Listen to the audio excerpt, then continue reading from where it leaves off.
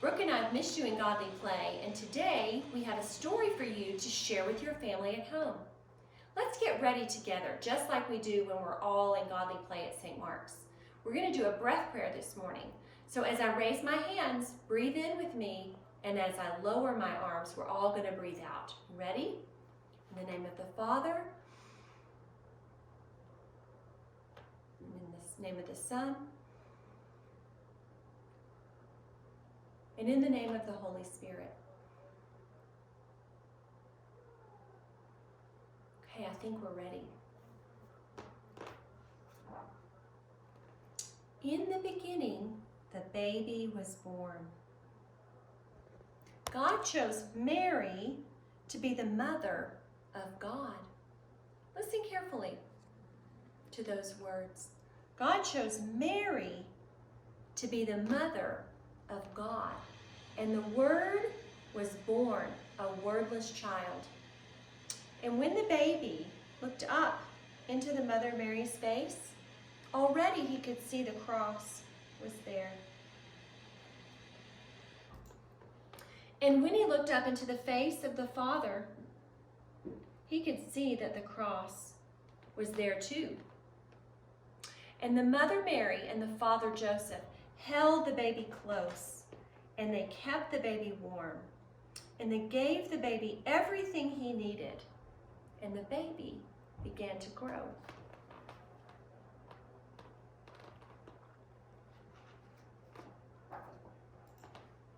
The baby grew, and he became a boy, and when he was about 12 years old, he went with the Mother Mary and the Father Joseph, with many other people from their village of Nazareth, to the great city of Jerusalem to celebrate one of the high holy days. And when the celebration was over, the people from Nazareth started on the road toward home. Suddenly, Mary and Joseph noticed that Jesus was not there. They thought he'd been playing with the other children in their village as they walked together.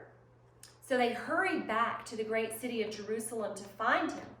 Mary and Joseph looked in the dark and narrow streets, and they looked in the marketplace where they had bought their food, but he wasn't there. They looked where they spent the night. They looked everywhere for 3 long days and 3 long nights. Finally, they even looked in the temple, and there he was, talking to the priests in the temple. And when Jesus spoke, they listened, because he knew so much. And when they spoke, he listened, because he wanted to know more. And then Mary and Joseph asked that question that all parents ask, that children can never answer. Why did you do this? And Jesus said something very strange. He said, "Did you not know that I would be in my Father's house?" Mary and Joseph didn't understand this, for their house was in Nazareth, where Joseph's woodworking shop was. They didn't understand, but they did not forget.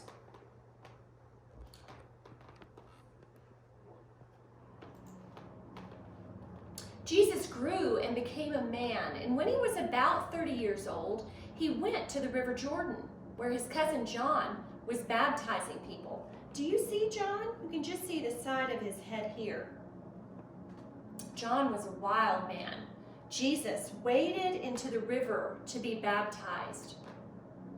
And he said to John, "Baptize me."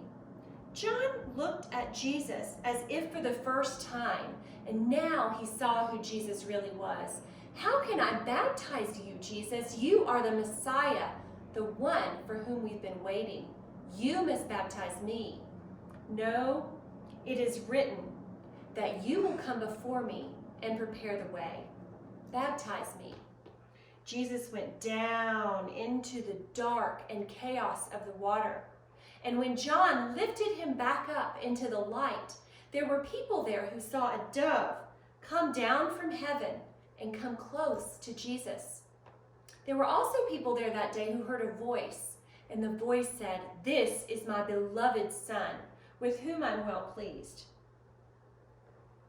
And Jesus was baptized, and he went across the River Jordan into the desert.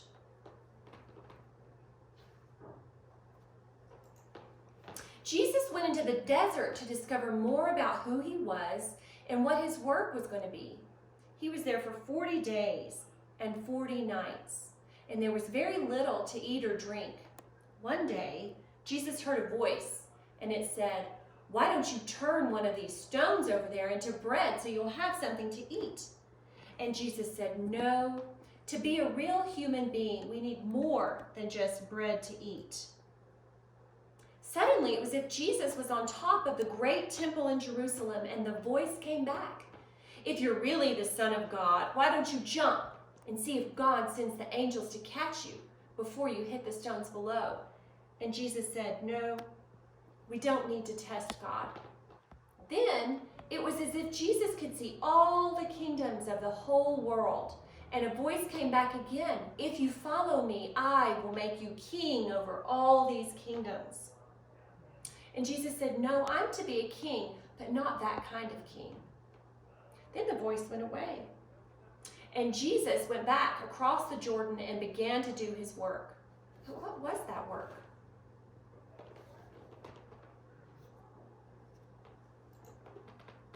His work was to come close to people that most other people did not want to come close to.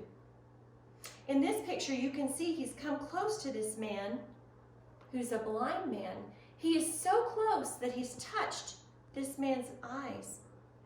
When Jesus came close to people, they changed. They became well. Jesus also told parables. Finally, he knew that he had to become a parable. And Jesus turned and faced Jerusalem for the last time.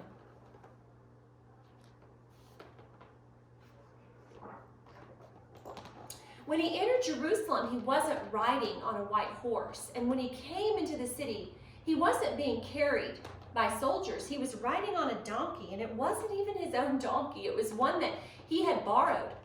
Still, that Sunday, when Jesus came into Jerusalem, people waved palm branches, which was a sign of kings. On Monday and Tuesday and Wednesday, Jesus went into the temple to teach. And every night he went back to the Mount of Olives with the 12 disciples. The people watched him and whispered that the Mount of Olives was where angels were supposed to come down and make an army to drive away the Roman soldiers. The temple guard said, "On Thursday we'll take him." But on Thursday, they couldn't find him. That evening, Jesus and the 12 hurried through the dark streets to a house, and they climbed up the stairs to the upper room, and they shared the Last Supper together. And after they had everything they wanted to eat, Jesus took some of the bread and he gave thanks for it. And he broke it and said something like, "Whenever you break this bread and share it, I will be there." He also took a cup of wine and he gave thanks to God for it. And he said, "Whenever you share a cup of wine like this, I will be there." What was Jesus talking about? He was always saying things like that. How could they know? Still, they did not forget. And later, they would understand. Suddenly, Judas got up and left, and the rest sang a hymn, and then they went to the Garden of Gethsemane on the Mount of Olives. Jesus wanted to pray. And when he was finished, he joined the 12, but Judas came out of the dark and greeted him. This was a signal for the temple guards to take Jesus.